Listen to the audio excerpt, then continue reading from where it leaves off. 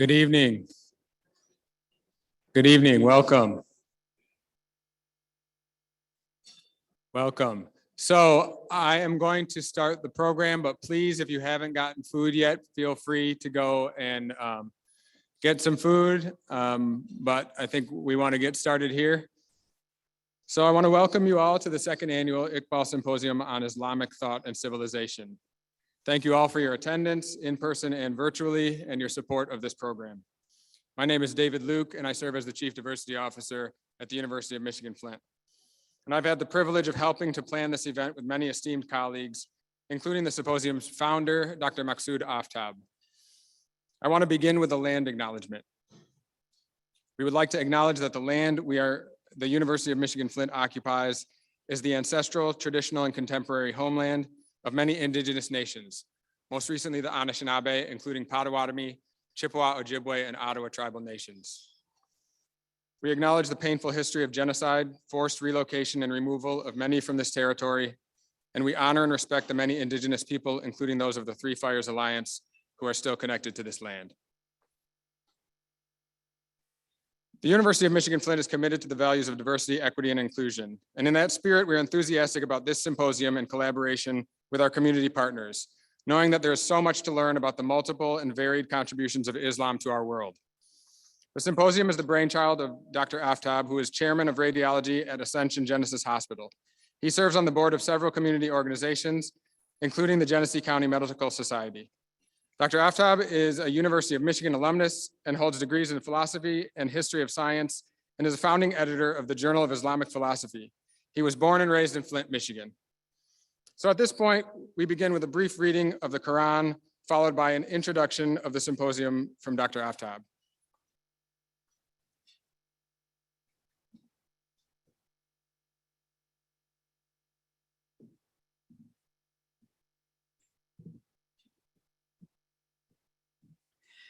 أعوذ بالله من الشيطان الرجيم ومن آياته خلق السماوات والأرض واختلاف ألسنتكم وألوانكم إن في ذلك لآيات للعالمين صدق الله العظيم.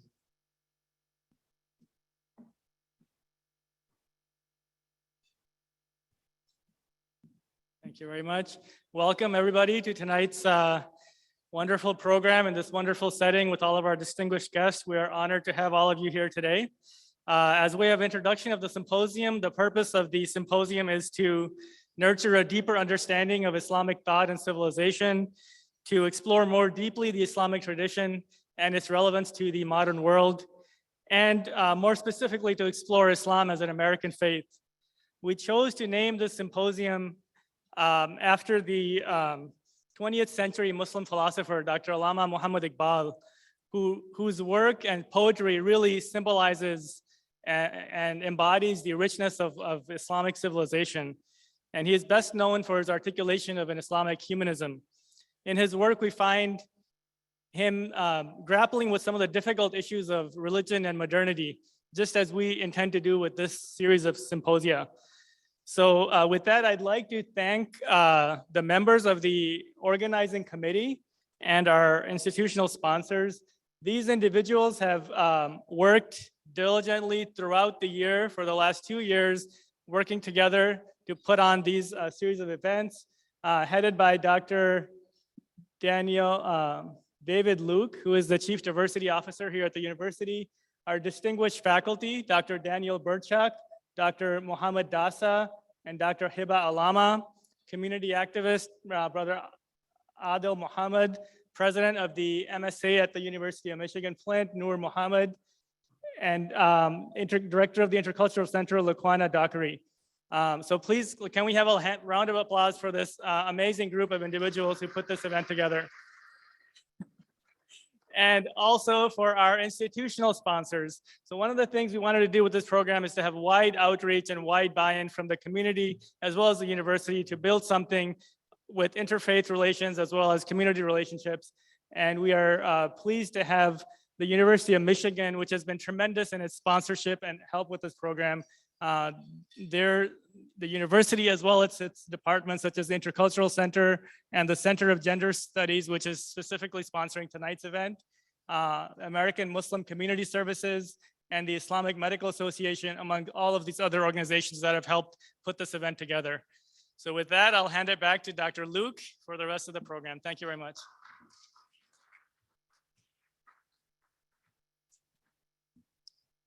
Thank you. Now, to provide some welcome remarks on behalf of the University of Michigan-Flint, I'm happy to welcome our Provost and Vice Chancellor for Academic Affairs, Dr. Sandra Feast-Price.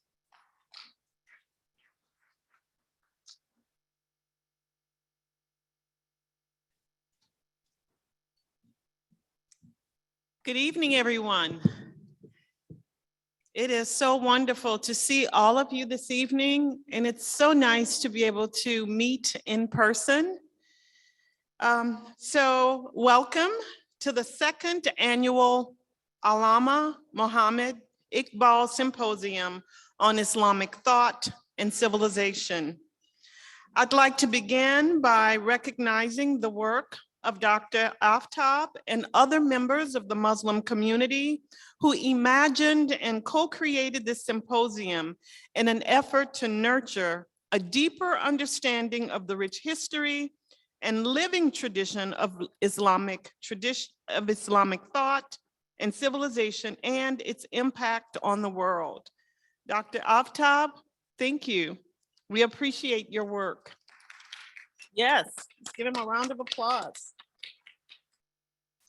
And I would also like to thank our campus diversity officer, Dr. David Luke, and the entire University of Michigan-Flint intercultural team for doing an excellent job of organizing this very important event. And also for affording me the honor and privilege of welcoming all of you here this afternoon. So welcome, we're so happy you're here. We are delighted that you have taken time out of your schedule to join us here at UM-Flint as we continue to explore Islamic history and narratives. With great anticipation for this event, I read about the founding of this symposium and our dynamic speaker, Dr. Celine Ibrahim. Welcome. We're so glad you're here this evening. We look forward, yes, let's give her a round of applause. We're delighted to have you this evening. Join us and share your expertise and wisdom. And I have no doubt that we will leave this event enlightened, empowered, and supporting each other better. So again, welcome all of you. We're happy you're here and enjoy this dynamic evening that has been planned for us. Thank you.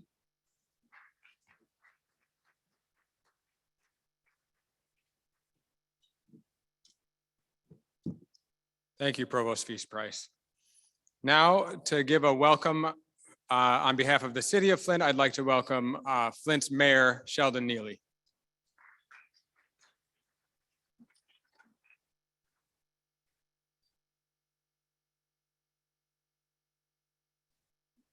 Good evening and welcome. My name is Sheldon Neely and I serve as mayor of the great city of Flint. And I'm so pleased today and so honored to have all of you here in the city of Flint. Symposiums like this is very important. They're invaluable to communities like Flint and all of our state and all of our nation. Inclusion and diversity is important. Much like a bouquet of flowers, we're much beautiful as we work together. And I want to tell you, thank you for choosing the city of Flint to have it here today. We are strong, resilient, and beautiful as a community. And we are beautiful as a nation when we work together. And as long as I sit as mayor of the city of Flint, inclusion and diversity, equity and equality is the rule of the day. And I thank you, for being here today. And I also want to give a special thank you to David Luke from the University of Michigan-Flint for making sure that this hospitable occasion was going to happen here in the city of Flint. And And I just wanted to just thank you and say, God bless. Thank you.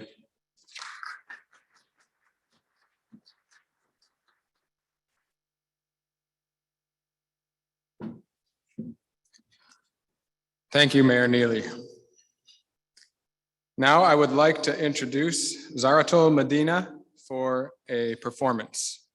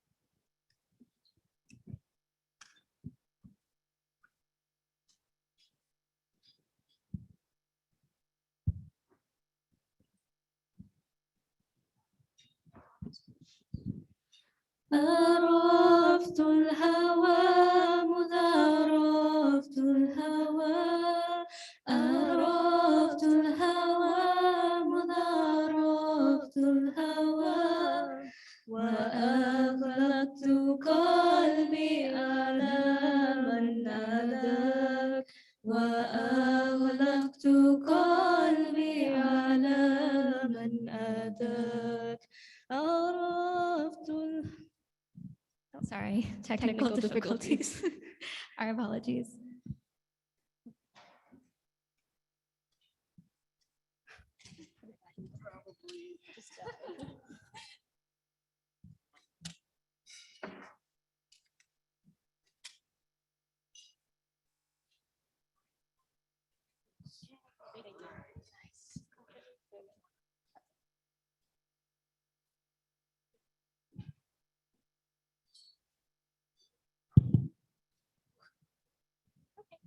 Our apologies. Thank you for bearing with us.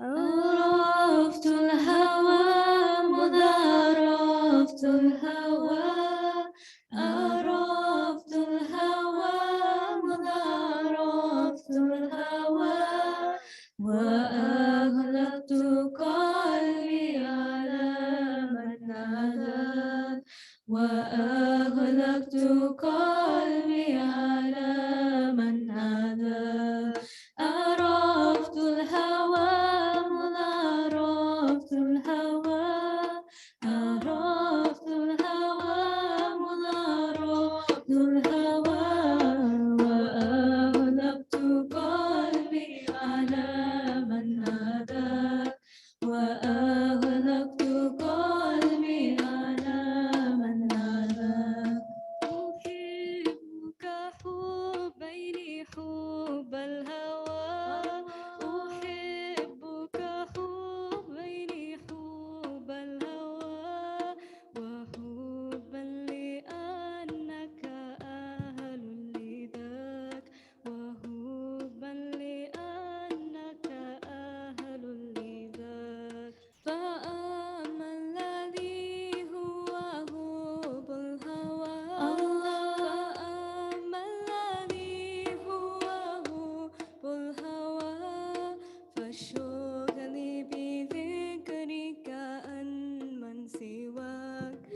وشوقني بذكرك عن من سواك عرفت الهوى مذ عرفت الهوى عرفت الهوى مذ عرفت الهوى وأغلقت قلبي على من هداك وأغلقت قلبي على من هداك وأما الذي ينتهل له أما الذي ينتهل له فلست أرى الكون حتى أراك فلست أرى الكون حتى أراك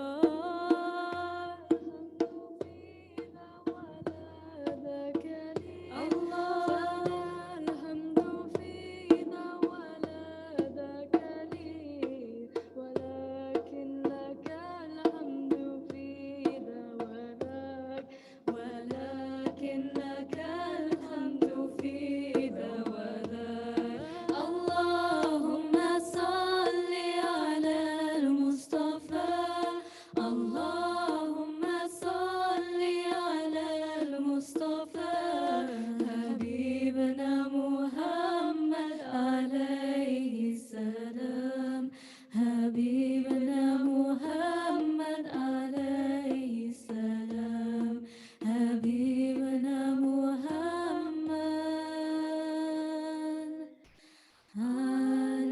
عليه السلام.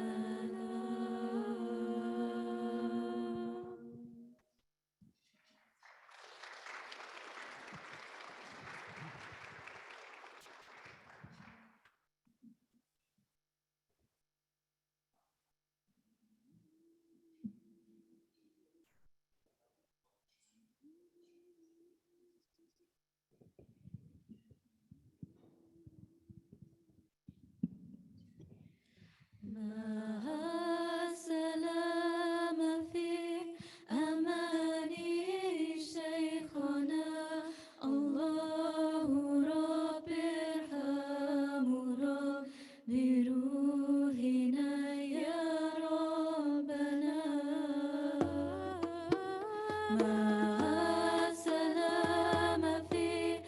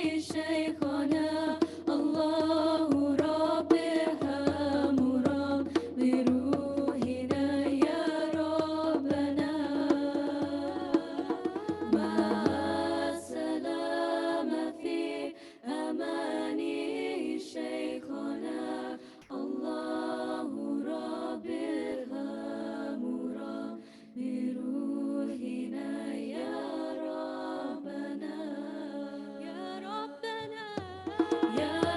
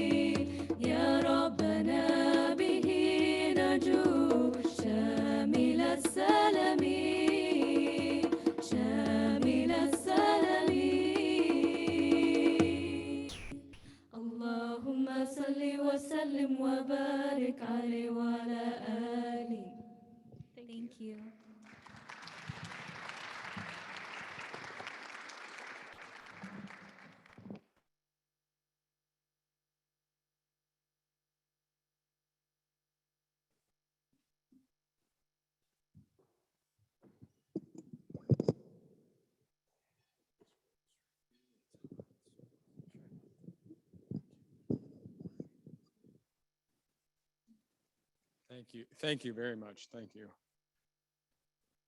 Now, I'd like to quickly explain the structure of the program and get out of the way so that we can welcome our speaker, okay? In a few minutes, we'll turn things over to the speaker who will deliver her lecture. Following that, Q. Dockery will introduce a few discussants who will come up and react to the talk, and then we'll go to a moderated Q&A as time allows. If you're participating online, please use the Q&A feature on Zoom, and we'll be monitoring that and get to as many questions as time allows. I know that we're also going to be bumping up against a prayer time, so I wanted to let everyone know there's a prayer area set up to the left here. So with that, I would like to introduce the University of Michigan-Flint Muslim Student Association President Noor Muhammad, who will introduce our speaker.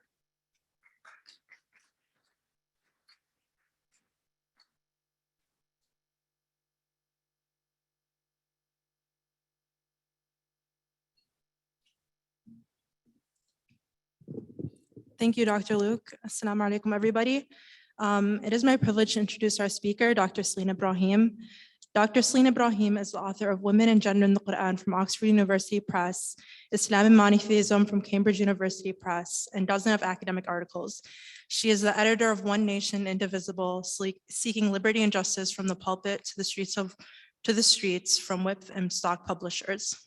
Ibrahim holds a doctorate in Arabic and Islamic civilizations and a master's degree in Women's and Gender Studies in Near Eastern and Judaic Studies from Brandeis University, a Master's of Divinity from Harvard University, and a bachelor's degree with the highest honors from Princeton University.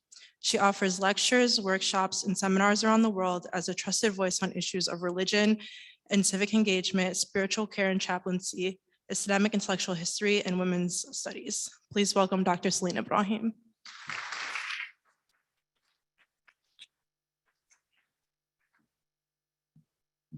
Assalamu alaikum wa rahmatullahi wa barakatuh. Greetings, God's blessing and peace be upon all of you.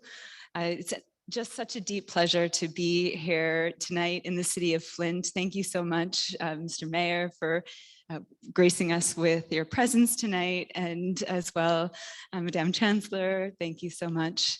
And to the Aftab family, this is a wonderful opportunity to share, I think, the richness of Islamic history, and for me specifically, to share the Qur'an, the sacred text of Islam, with you all tonight.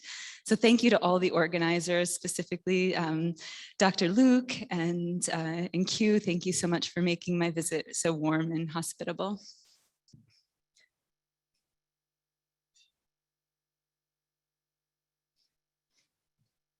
My hope tonight is to share something that will be evocative for both those who are very familiar with the Qur'an and maybe those who are just learning its stories for the first time. So no matter where you are in your familiarity with the Qur'an, I hope that this lecture is able to speak to you. Part of my work as a theologian, as a person in Islamic studies, is to try to make the stories of the Qur'an speak to our time, to our age. The Qur'an is a 7th century common era text. It's a recitation, it's a book, but it's really alive in the hearts of Muslims. So I hope in my work that you'll sense a little bit of a historian's perspective, but also a little bit of the theologian who is immensely in love with the beauty of the Arabic language and the beauty of Quranic storytelling. So we live in a society here in the US where there's a lot of misconceptions around what the Qur'an says about women. And so I hope tonight to just slightly maybe shift the perspective of those who have maybe not experienced the Qur'an for the first time, like directly in these ways. So I put up on the screen here just some verses that I hope that you can be able to see from where you are, since I won't be able to read everything out. But you'll see on one side, we have Quranic verses that talk about the nature of the human being and the wonder that is humanity. And on the other side, we have quotations of the Prophet Muhammad, peace be upon him, and esteemed scholars that come out of the Islamic tradition. Over here in the green, that talk about the value of women. So this is the context in which I do my work. This is the context in which I approach the Qur'an.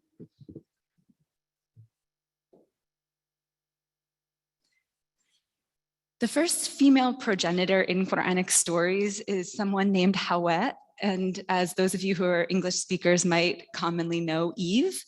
Howe is also coming out of the Qur'an from older biblical roots. And so the Qur'an is very much a book that is in dialogue with what it describes to be past scriptures and the scriptural traditions of specifically the Jewish and Christian people. So it will surprise you perhaps to see the wealth of women figures who are mentioned in the Qur'an who also come out either from a Hebrew Bible tradition or from the New Testament for Christians. So as the mayor was saying, human beings we have good moments and we have bad moments working together. And the Qur'an talks about this potential from the very first story in which the couple, Adam and Hawa, are expelled from the gardens of paradise for not listening to the command of God. Now, the bad news is that we have these tendencies as human beings, but there is in fact good news.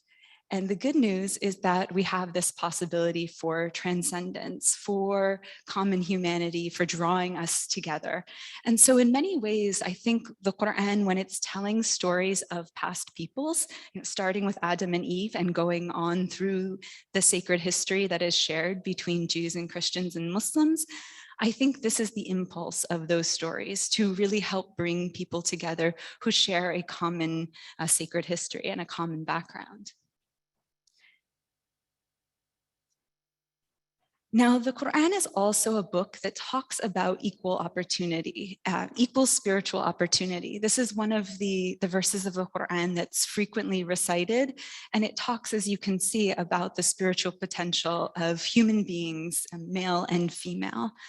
And so in Islam, it's very, very clear that there is no hierarchy in terms of the ability to be close to God, to draw close to God, that what differentiates people is their consciousness, their conscious reflection, and their calling to do good deeds.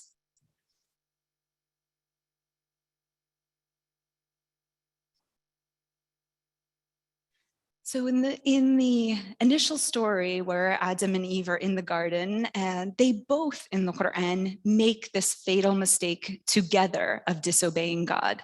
So interestingly, the Quranic story does not put the blame of sort of a fall of humanity onto Eve, onto one gender.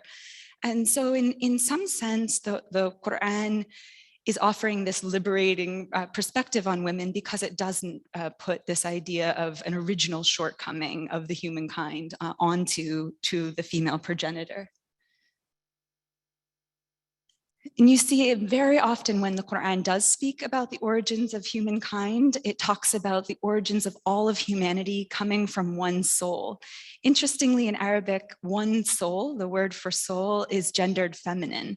And so all of humanity comes from this soul, which is subsequently differentiated and then goes into kind of each human being that exists. So I put up here a lecture, those of you who are interested in following. This is an extended exegesis I did on the Quranic story of Hawa and what it tells us about how to account for mistakes when we make them, right? That's part of our human nature, is to make mistakes. So how do we recover from our mistakes? Now, the Qur'an tells stories mostly about families. And so I'm just going to take you through here some of these stories that you're going to see that even talk about figures like grandmothers, including the grandmother of Jesus, who's narrated and plays a really important part in the Qur'an. Now, she is in fact the mother of Maryam, Mary, may peace be upon her. And in the Qur'an, we see that she dedicates a baby that it is in her womb to the service of God. So she is a very pious figure, and she is, in fact, the progenitor in many ways of Maryam and then Isa, Jesus, may peace be upon him. So you see that the Qur'an focuses on not just Jesus, but focuses on Mary, and not just Mary, but on Mary's mother.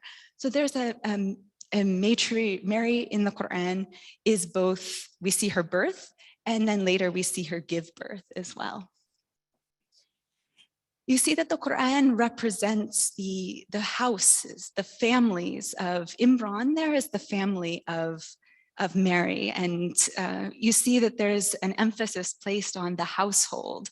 So while we have in Islamic thought maybe an emphasis on prophets, I'd say the Quran actually has an emphasis on families as well. And we'll see that by how many family figures are actually mentioned. We see here Maryam's mother, even as she's speaking in the Quran, uses language that calls God the hearing, the knowing, and this shows that she is thinking, she is witnessing God in these terms. So you see the verse right before that I just showed you.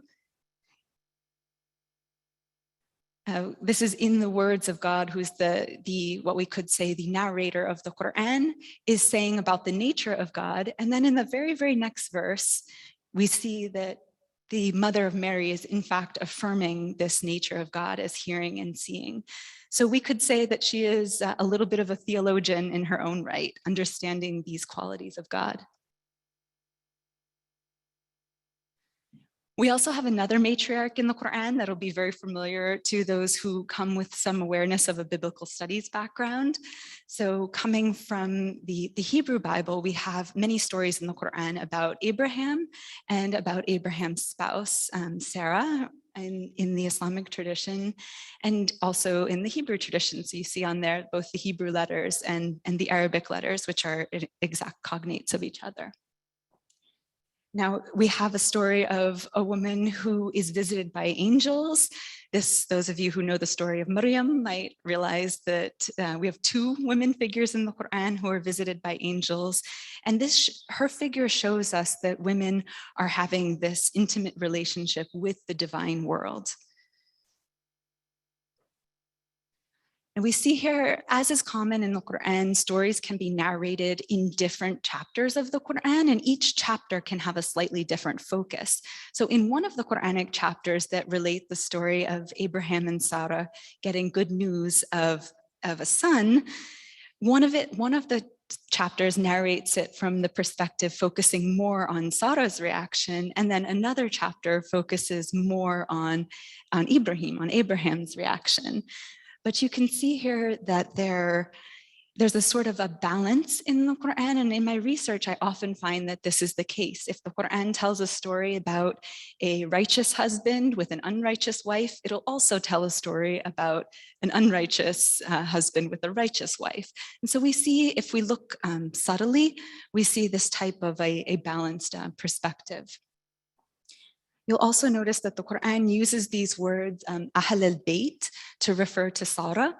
And Ahl al-Bayt, for those of you who are Muslims, obviously understand that this is most commonly used to refer to the prophetic household of Muhammad, peace and blessings be upon him.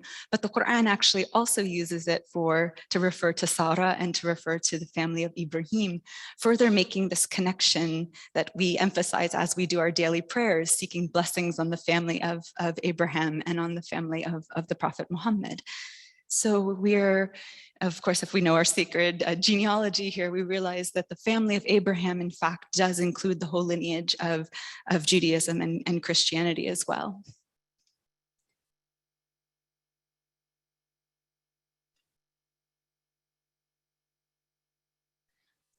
The Quran, when we look very closely, has certain structural parallels that I find absolutely fascinating. So I've told you a little bit about the story of Howe and Adam. And now you see here when the Quran narrates the story of Maryam and Maryam's birth and Maryam's mother. Note, if you will, see these verse numbers. So one is in the second chapter of the Quran, and the verses on the bottom are from the third chapter of the Quran. And you'll notice that they're in exactly the same place. And these are surahs that are upwards of 100, 200 ayat, which are the Arabic word for verses. And yet these verses are in the exact same place, and both are reinforcing what I would call an anti-chauvinistic perspective. The first one refutes the idea that woman was responsible for the fall of humankind. And the second one is reinforcing the fact that a girl child is in fact a beautiful child and something to be, and news to be looked forward to. which as we think about the history of humankind, oftentimes girl children were buried alive or unwanted or many such things. So you see here, I've given you a taste of some of the major matriarchal figures that are in the Quran. Oftentimes, I think for Muslims, we tell our sacred history through more of a patriarchal lineage, but I think when we look closer at the Quran, we have a great presence of women figures. There's in fact a numeric equality when you look at the root, the Arabic root for mother and the Arabic root for father, they're nearly exactly equal across the Quran, which is pretty astounding given that the Quran has 6,000 plus verses. We also find, as I mentioned before, that emphasis on the one soul, and then the emphasis on the womb as a place of cosmic unity and a place that connects not only human beings to each other, but human beings to all other species that also reproduce through the womb. And you see here this Quranic passage that refers to the womb as the threefold darknesses.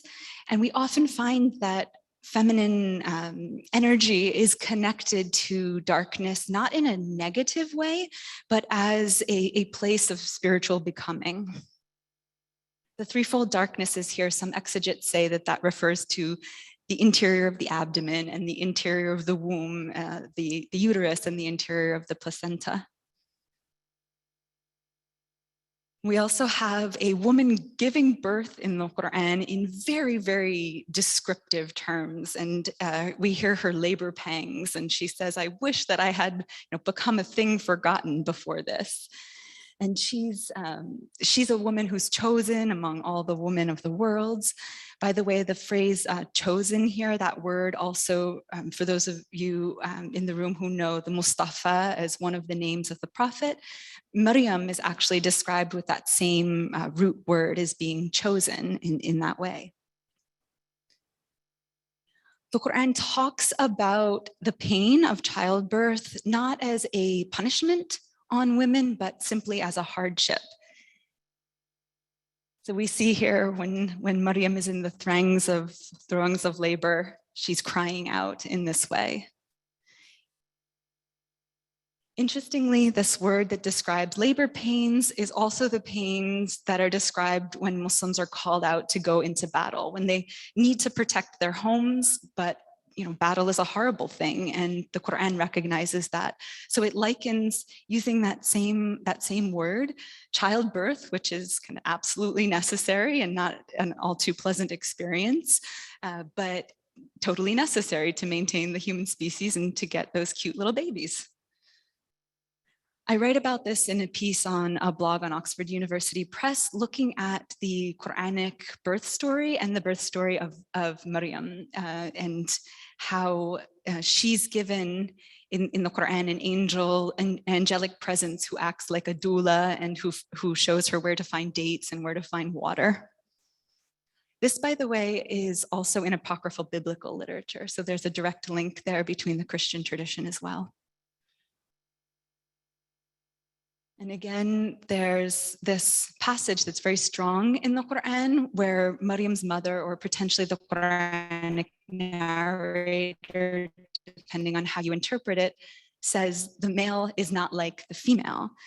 And this phrase has been taken in very chauvinistic directions by some commentators, but I think given that the very next verses in the Quran talk about the beauty of this girl child, I don't think at all it's appropriate to interpret it in a chauvinistic lens. It seems actually to be celebrating the girl child. So some people would do exegesis of the Quran and say that Maryam's mother was disappointed to have a girl child, and I also don't read that into the text at all. I just simply read her surprise. And those, before the times of ultrasound, that was a major surprise when a child was born. What sex would the baby be? Another woman in the Quran is the mother of Moses. Moses is in fact the most frequently mentioned Quranic figure, mentioned over 70 times. And the mother of Moses is receiving, as you see here, this revelation from God about what to do to save her child from the armies of Pharaoh. You see here, the Quran uses the exact same word to the mother of Moses, this action of inspiration, of revelation, as it does to talk about the Quran itself being revealed, or the Gospels, the Injil being revealed, or the Torah given to Moses, Musa, peace be upon him, revealed. So here's a woman receiving this intimate instruction from God. In many ways, this plight of a woman figure in the Quran unfortunately mirrors our contemporary social realities, where we have, for instance, at our southern border, women who have to put their babies in the Rio Grande in order to hopefully get them to a better life, to safety. So there's a way in which to read this story as addressing our contemporary realities and what it must be like for those women. In some ways, the mother of Moses is a bit like Abraham. For those of you who know the story of the sacrifice, she's asked to do this very difficult thing of putting her child in the river. So even though maybe in patriarchal terms, our narrative might focus on Abraham and his sacrifice, we also have this interesting sacrifice of a matriarchal figure as well. David, how am I doing? The Islamic tradition is really strong on celebrations of motherhood. I'll just briefly show you a few of these here. These are hadith traditions that celebrate the mother that I'm sure most of the Muslims sitting in the audience today will have heard 100 times in their lives, if not more. And so here's a phrase that is in calligraphy, the idea that paradise is at the feet of mothers. As I mentioned with the prophet Moses, we find in the Quran women who are constantly saving him at all points in his life, from his being an infant to later on as well. And so we often say that kind of it takes a village to raise a child. In this case, we can see all of the different women in the early years of the prophet Moses's life who have saved him, rescued him, given him a source of direction and support. So starting with his mother, and then his sister, who when he's put in the river is following him and is a very brave girl child. And with using her wit, gets her infant brother returned to her mother under the pretense of her mother being a wet nurse. When we come to wives in the Quran, we find very beautiful passages. These little hearts here that you see are the Arabic word for muwadda, which is love. I took that off a Valentine that I got, actually. And so you see this affection and mercy between spouses is the way the Quran describes the ideal relationship. You see here that wives have reciprocal rights as well. And you also see this beautiful ayah that we read earlier about the creation of human beings, male and female, being a sign of the cosmic kind of ultimate unity. Now, the Quran does address instances of spousal mismatch and disharmony. This is a very complicated topic. I won't have time too much to go into it now, but I'm sure this is one of the questions that I typically get working on women and gender in the Quran. I wanted to point you all to this amazing work by my fellow colleague in Islamic Studies that talks about all of the efforts within and beyond the Muslim community to combat what is in fact a global issue of domestic violence. I also have my own article that summarizes the problem and some of the theological responses to this problem. Maybe not surprisingly, given that this is such a huge issue that women face, the Quran actually does address it in a figure who does face domestic violence.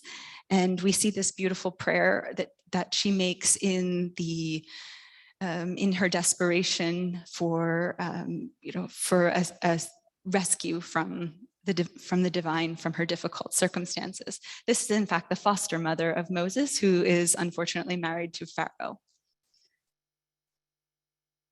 We see another instance in the Quran where God hears the pleadings of a a wife who is being mistreated by her husband. So it's another, between these two instances, we have two women who are being mistreated in one way or the other, who the Quran talks about.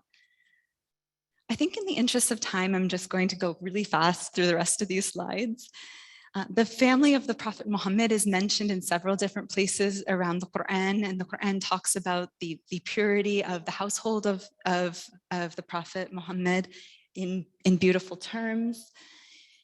The Quran also has language that likens the wives of the Prophet Muhammad to mothers of the believers, which is this very beautiful way of establishing them as kind of matriarchs of the Muslim community.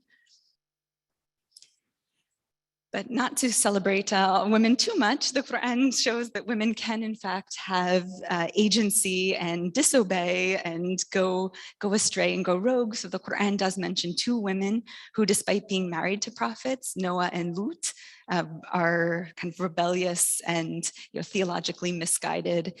These two, the Quran says, are damned to hell. So we have all these exemplars of wonderful women, but just to balance it out, the Quran gives us some women who are damned. We also have a woman who's maybe the most famous woman of the Quran. She's the only temptress figure, but this is, for those of you who know the biblical story, the wife of the vizier of Egypt who attempts to seduce Joseph. I argue that this story is actually more about elites exploiting their power. It's about wrongful imprisonment. It's about failure of the justice system. Unfortunately, some commentators just focus on the fact that she's a woman temptress and miss the whole social commentary that is built around her figure in the Quran. I just wanted to sort of wrap it up with a sense that the Quran is affirming many of these potentials that women have for education. It's affirming potentials for holding wealth, independent wealth. This is, 2nd, 7th century common era, and we have women's inheritance being inscribed. It also, as you've seen, affirms the potential of the woman to be a source of spiritual upliftment, drawing really close to the divine in all of these beautiful ways that I've showed you. Even in the Quran, when Moses prays for something, he's in desperation, he's had to flee Egypt because he's killed a man. He makes this prayer in the middle of the desert, and what does God give him? God sends him a wife. So we see once again, not only did all these people in his early life rescue him, but even his wife was a figure who urges her father to hire Moses. So he gets a job and a wife. I talk about this story verse by verse for those of you who are interested in this lecture series. I think my time has basically ended. Obviously, you can see there's so much more I have to say, but maybe some of this will come out in the question and answer. Thank you all so much.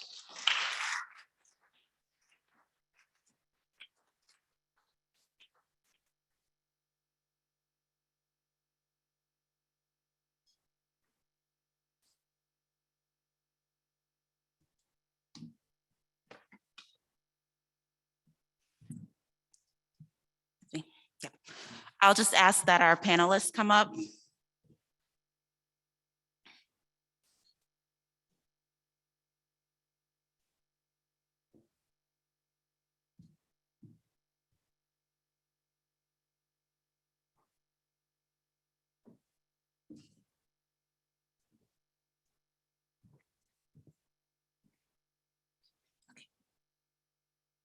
Perfect. Once again, thank you, Dr. Ibrahim, for your talk. So my name is Laquana Dockery, also known as Q here on campus, and I'm the program manager for the Intercultural Center here at U of M Flint. I briefly like to introduce our panelists who are up here now. So we have Dr. Daniel Burchak, who is an anthropologist and faculty here at U of M Flint, Dr. Mohammed Dasa, who is faculty in our history department, and Noor Shahabi, who is a student and member of the Muslim Student Association at U of M Flint. So we're gonna ask the panelists to provide no more than 2 to 3 minutes of a response to the talk.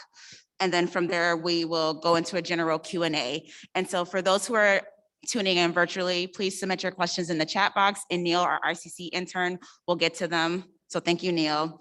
And so to start, let me turn it over to Dr. Burchak for a response. Hi, everyone. Thank you so much for a great talk. I really enjoyed it. And I'm going to begin just very quickly. I was struck, you began your talk by talking about the Quran as both history and theology. And I like thinking about that in part because as an anthropologist of Islam, I think of it in the same way, but I think from like the other side, like we're coming at each other, right? Like I start with the history and move towards the theology and vice versa. And I think that my question will reflect that. I mean, all of these figures that you mentioned, I'm interested in how they're taken up in particular contexts, right?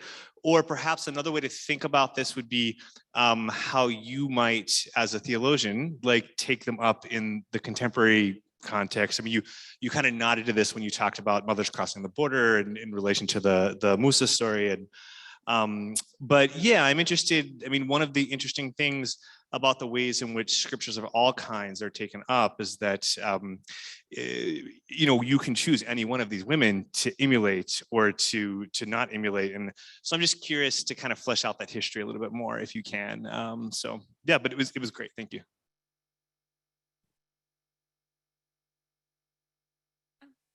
Okay.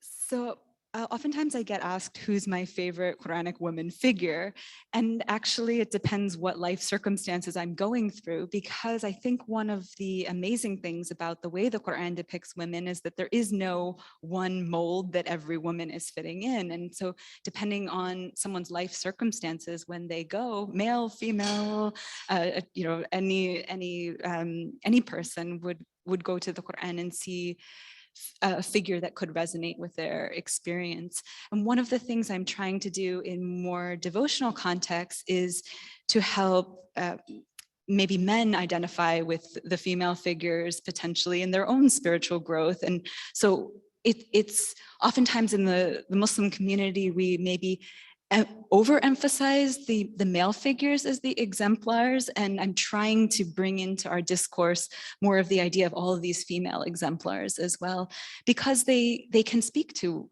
all of these different contemporary contexts, such as for the young adults in the room, navigating how to find a spouse. Well, there's a Quranic story for that, and for many of these experiences, there's a Quranic story that can be used in pastoral contexts or just in independent kind of reflection. So you're going to tell us who your favorite is? So in this moment, I didn't talk at all about the Queen of Sheba, and she is actually my very favorite figure, and she's this head of state who gets essentially a message that some king is going to invade her kingdom, or her queendom, as it were. And she responds with diplomacy. Her advisors all tell her go to war, and she essentially says, no, war is not a great option. I'm going to go the diplomatic route. And so I think for our times, she is, you know, the premier diplomat. Go ahead, Dr. Dasa. My question has to do more with the contemporary view of women today, whether in Muslim communities or non-Muslim societies. Having seen your presentation today and the place that women had in the Quran, and how the Quran placed women in a high place and the way we should treat women, how do you explain the discrepancy or the paradox between the way women are presented in the Quran and the way they're deprived from so much intellectual achievement, access to resources, their place in society, especially in Muslim majority societies? How can you explain this to Muslims? If you can expand on this. Thank you.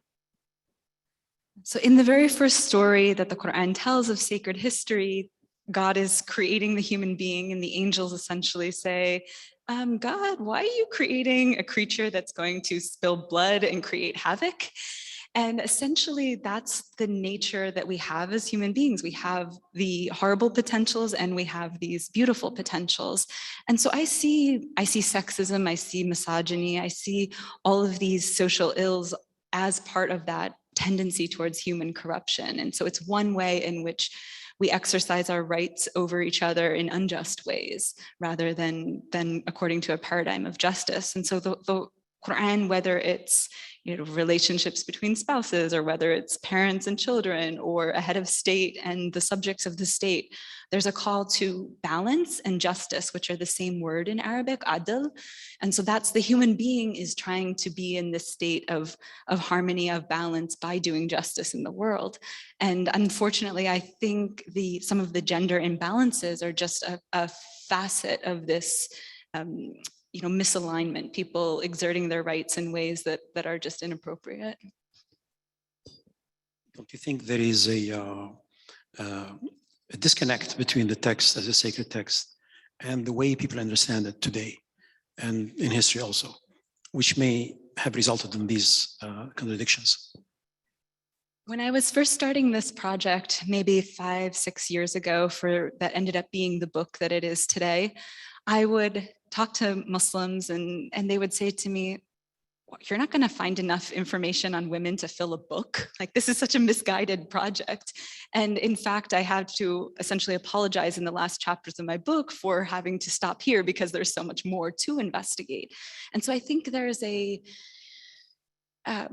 it took me kind of coming of age in a Muslim community to say, well, what can I understand from the Qur'an?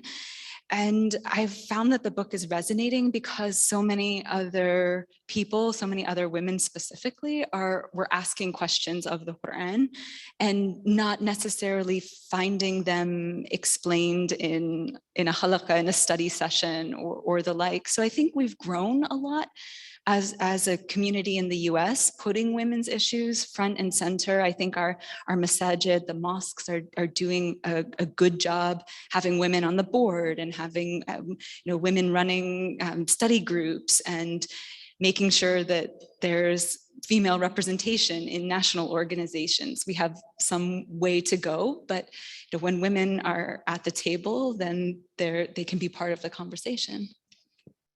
Go ahead, Noor. So the Quran uplifts and honors the status of a woman in society and was a forerunner in establishing women's rights, emphasizing the importance of attaining knowledge, granting women the right to own and inherit property, get a divorce if they felt like they needed to, and many other revolutionary rights at the time. As people around the world celebrate International Women's Day or Women's History Month here in the States, why do you think the Quran and Islam are excluded from so many conversations about early institutors of women's rights? So there's a history of civilizational conflict that is in part fabricated and exaggerated, but is in part, there is a historical material reality to this history of conflict. And so if people want to exaggerate the gulf between the so-called Muslim world, which is just kind of a discursive term that doesn't necessarily have a concrete reality to it, and the Western world or the Christian world, there's plenty of material that they could go to try to emphasize this gulf in civilizations. And women's rights, women's representation has been one of the places that people who want to exacerbate the gulf have gone. But you see, there's plenty of other places that they could go to emphasize the common values, the common sacred history, the common values, stories, etc. So it's a choice of emphasis, what people feel is politically expedient or convenient to emphasize. Now I'm going to open up the Q&A to participants here in the audience. Just raise your hand, I'll bring you a mic.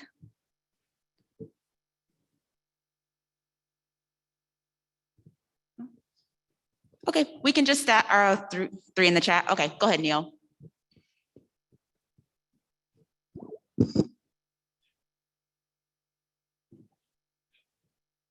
While we're fixing that, I wanted to encourage particularly the students in the room. I know there's a number of students to make sure you get your questions in. And I know I used to be very tentative to ask questions because I was afraid it wouldn't come out right or the like, but I encourage you, write it down if you'd like to and just read off the question.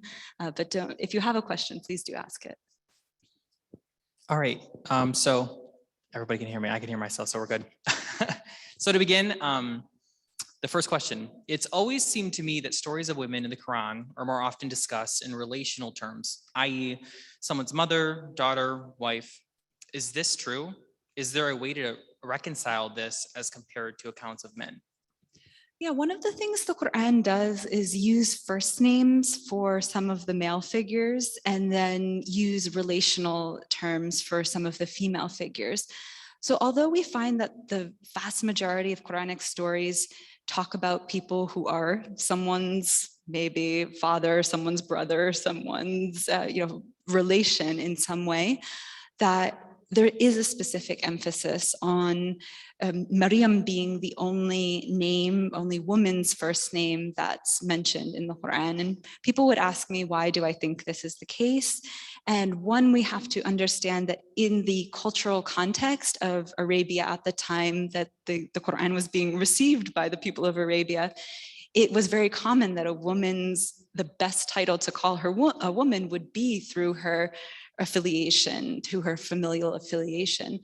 So for instance, I could be Rahma, my daughter is Rahma, I would be the mother of Rahma. And in fact, that would be the best way that I could be, that would be the most honorific way that I could be referred to. So it was a kind of custom of the period of the time. And then people would say, well, Maryam, here she is, one of the most exalted women, according to the Quran of all times. Why would she be known by her first name? And I think what the Quran is emphasizing there is the matriarchal lineage that we do have, and that matriarchal lineage from Maryam's mother to Maryam and then to Isa, who doesn't in fact have a father, and so kind of continues the strong matriarchal pulse in the Quran. So I think that's why Maryam, in her being the only one who's named, it sort of calls our attention to her exalted place. And she is, in fact, the Quran describes Jesus as the Word of God, which probably resonates with a Christian audience in the room. And so Maryam physically becomes impregnated with the Word of God. And so we have in English, we talk about, I can deliver a speech, or I could deliver a baby. And so the male prophets deliver words, and actually Maryam delivers this kalimatullah, the word of God. And when I was a younger Muslim, I thought, well, why do the men get the words and the women get the babies? And which is a very legitimate question. And I think the Quran is pointing to this interiority, this what we call in Arabic the batin, which is just as important as the external, the external being the zahir. And so we can't, for instance, have spirituality without an internal dimension to it. We could, prostrate, but if our heart is not in that state of prostration, then what is the prostration? And so I think the symbolism of the womb is the interiority of the spiritual tradition, is the things that go beyond words. And that if we miss out on that, we miss out on so much. Okay, thank you so much. Somebody from the audience have a question?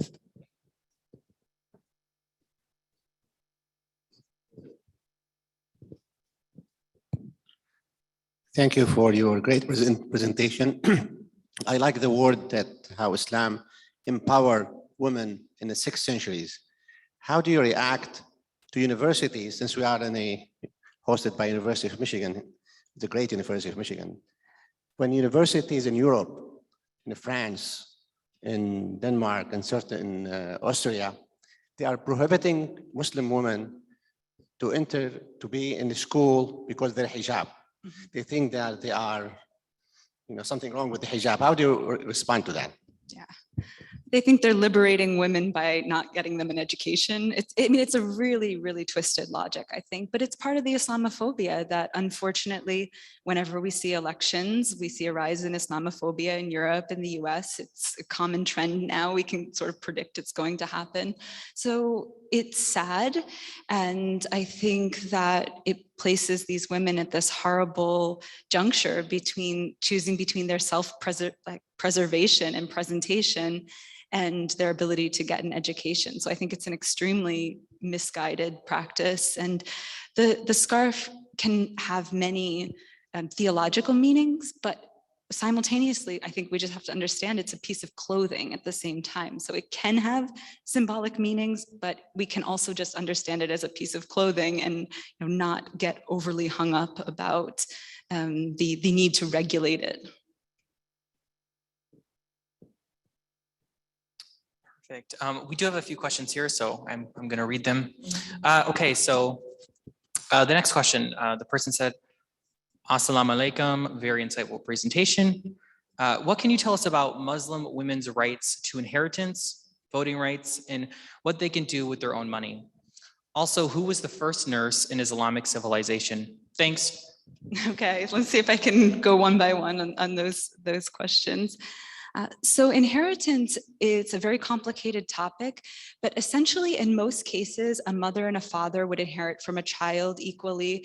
In some cases, a male child would inherit slightly more, but the male child is also responsible for all of the affairs of the family, including all of his wife's expenses, his sister's expenses, potentially if she's not married and the father has passed away, or there's all these circumstances that men are required to spend money on female relatives. So if we look at rules in isolation, sometimes we question why is it not utter egalitarianism, but when we see them in a social context, they make more sense. There's a question about women nurses, and women certainly in the age of, in the prophetic era, were on the battlefield as nurses. And very early, we had women in commerce. We had women, in the marketplace as regulators. We had women in all kind of spheres of society. And that's, I think, the Islamic vision. We have at the same time here, for instance, in the US, a problem with like workplace harassment, and that's a real issue. It's an issue kind of that transcends time and that transcends geography. And so that's something collectively that our societies can work on together. The solution is not to have women out of the workplace. The solution is to have equitable, safe, workplaces. There was another part of the question. I know you mentioned specifically nurses. They did ask also who was the first nurse in Islamic civilization, if you knew that. Oh, I don't know. Somebody else would have to maybe answer that one. Yeah. Maybe Nasifa? Yeah. So the other part of the question on inheritance that I didn't answer was that women actually had the ability to hold their own wealth. And we see, as from a historian's perspective, that women did hold immense wealth when societies were functioning well, and they established orphanages and orchards and religious institutions, including today, the oldest functioning library in the world was established by a Muslim woman.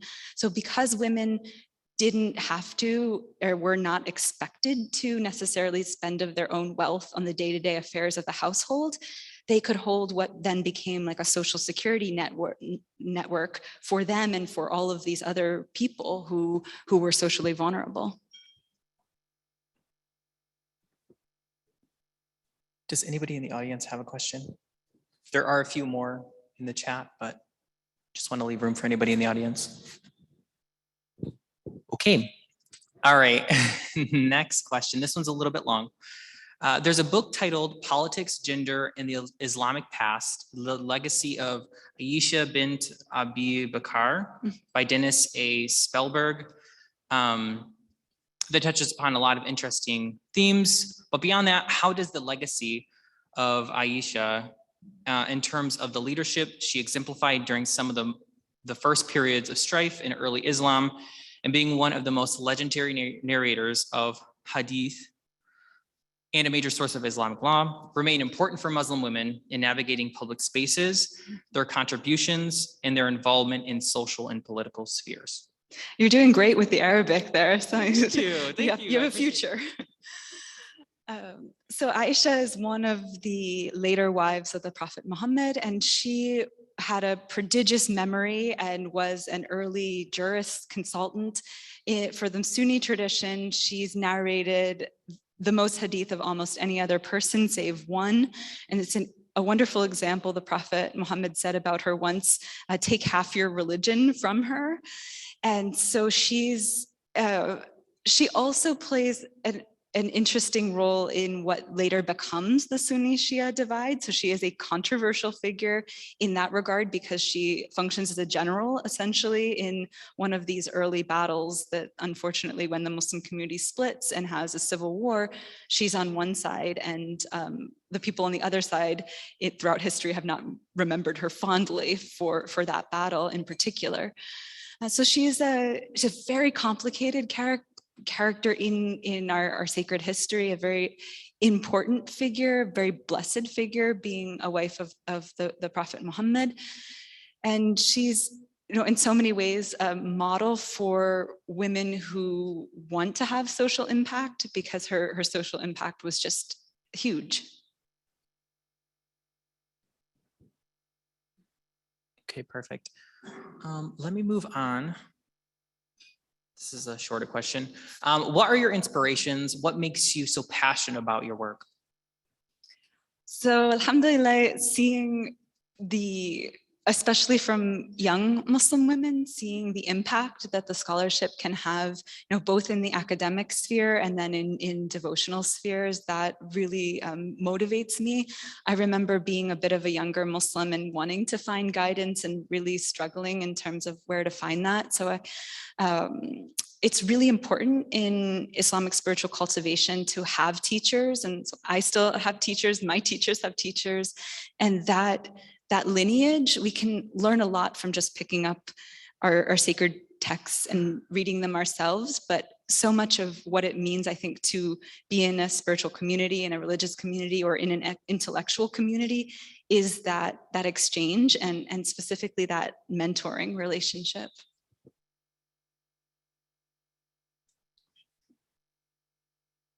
Does anybody have one from the audience?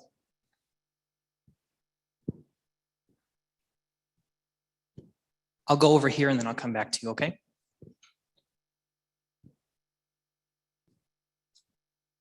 Hi, lovely presentation. My question is, do you believe that the lack of education about Islam and especially women in Islam can lead to misunderstanding about women and how they're viewed and treated in predominantly Muslim countries? It's an interesting thing. Many majority Muslim countries, women are extremely highly educated. They go to university, talking in the contemporary times, go to university at higher rates than men do, and which is sort of a worldwide phenomenon, I think, at this point. But there's sometimes, and this is kind of experienced by women in the US as well, there comes a point in a woman's career trajectory, where she's kind of forced to make choices between having a family and staying in the workplace, and which is very sad because a lot of times I've seen women who are extremely talented in their fields kind of leave the working world and leave what they're passionate about because they feel like they have to make a one or the other choice. And so I think the more we can, the pandemic has in some ways helped with this, the more we can make work remote or make it flexible or shift parenting burdens onto husbands and fathers or grandfathers or the like, then the more we can kind of benefit from this tremendous kind of source of ingenuity and passion. Assalamu alaikum. Just a quick request. Those of you who are waiting to make the Maghrib prayer, if you can be a little patient, we'll wrap up soon. And there's a prayer area there, but we can pray after the program is done. Thank you.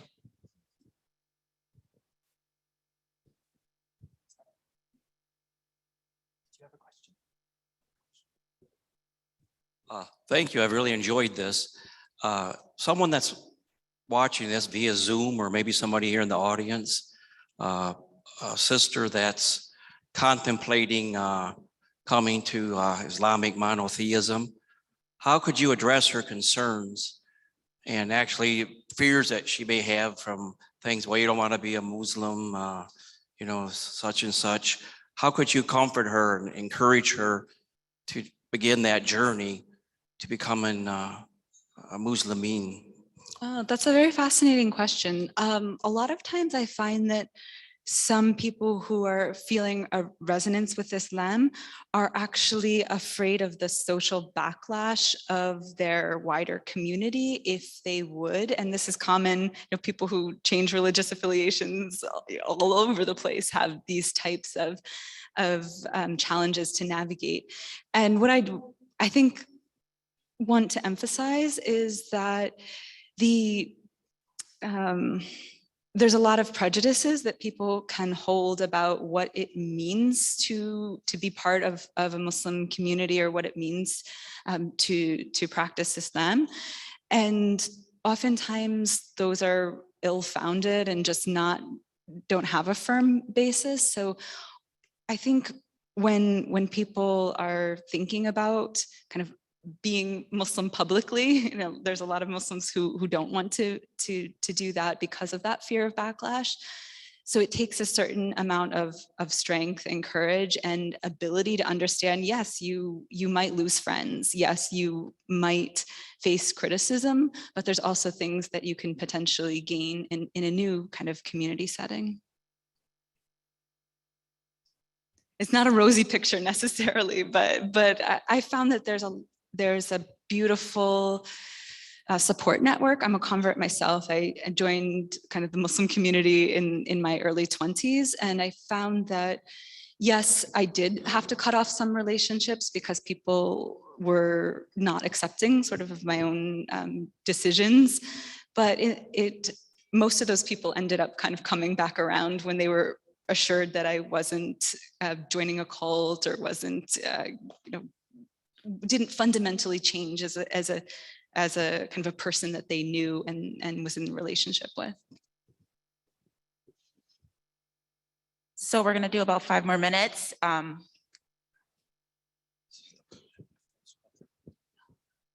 It was an excellent lecture. We enjoyed every bit of it.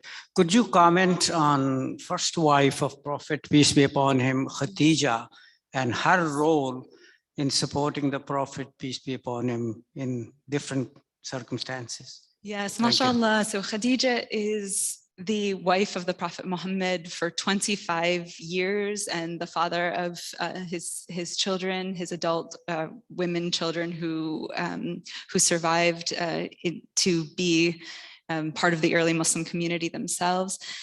She was tremendously wealthy and tremendously generous at the same time. And some would say that his mission to establish an Islamic polity succeeded because he had both her emotional support and her financial support. Essentially, when the early Muslims were boycotted and they were starving because the caravans couldn't bring them food, she was the one, she exhausted an entire fortune, which it was very impressive in early Arabian times, on feeding the Muslims who couldn't access food. And so she was an emotional support system and this tremendous kind of financial engine for not only the Prophet, but the whole his whole tribe. So she's also his senior by 15 years. So whenever I'm encouraging young people to get married, I try to tell them, don't fall into a cultural trap that says that a husband has to be older than a wife, because the Prophet Muhammad, peace and blessings be upon him, married a woman who was 15 years his senior. Well, thank you. Thank you for the great questions. I'm going to turn it over to Thank you all. I appreciate being here with you today. Jazakumullah khairan.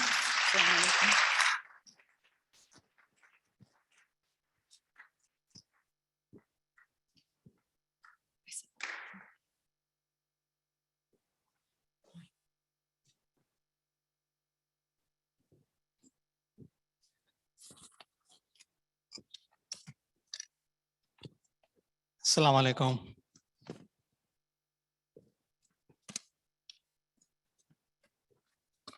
At my age, I cannot read a computer screen in small font, so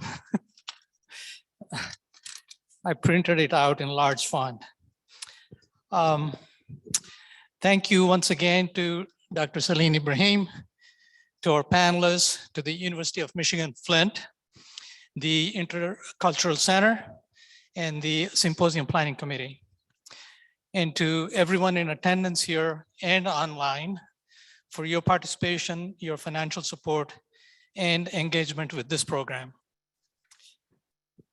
The Muslim community in Flint and Genesee County is very vibrant and thriving, but the general public does not see that side often, as the community tends to be very private. While respecting those boundaries, it is also important that we get to know each other to make us stronger. The Iqbal Symposium is an important step towards achieving that goal. The organizers see this event as an opportunity to strengthen the cultural connections among us by creating a shared, enriching experience. In my capacity as the Executive Director of AMCS, on behalf of the AMCS board, some of them are here tonight, I'd like to say that AMCS is proud to be a sponsor of this unique event. Last year, due to the pandemic, the inaugural event was online only. We are happy that this year we were able to get together in person. We look forward to hosting the Allama Iqbal Symposium annually, supported by an endowment that we are building. Some of you have already donated to it by purchasing a ticket to this event. We very much appreciate your support. If you'd like to contribute to the endowment, you can do so by visiting the UFM Flint homepage and search for Iqbal Symposium and follow the links from there. Thank you and good night.